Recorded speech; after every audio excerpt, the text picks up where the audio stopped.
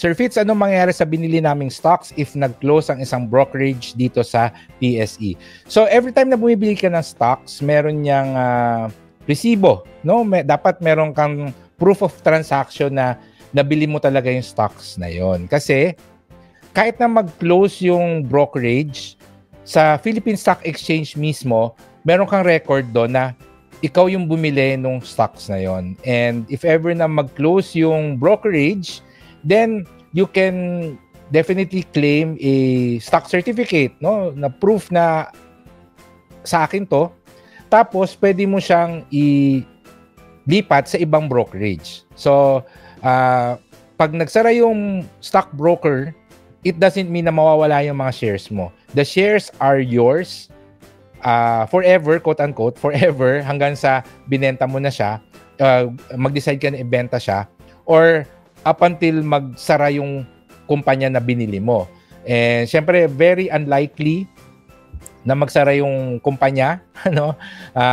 Kasi ibang issue yon, of course. But yung hawak mo mga shares, that's yours. You just have to transfer it or load it in another broker. But very important na meron kang transaction receipts, no? Kasi minsan mas mabilis yung processing ng stock certificates kung meron kang record ng mga resibo ng mga binili mo. So yun lang yun. We don't really have to worry about brokers, stock brokerage closing down.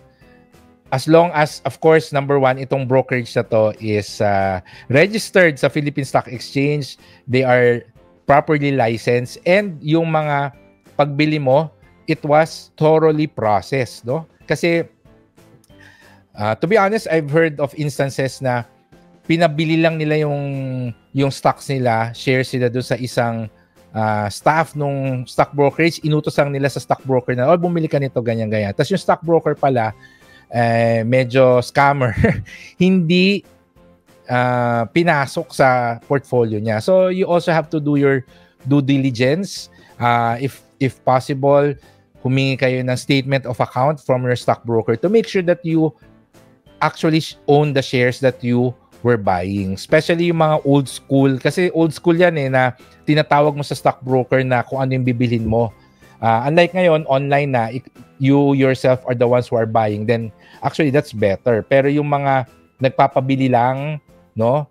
Then, you have to get a statement of account to make sure that the shares are actually yours. And that's actually enough proof if ever, knock on wood, something happens to the brokerage, they still remain as yours. You just have to load it in another broker. Okay?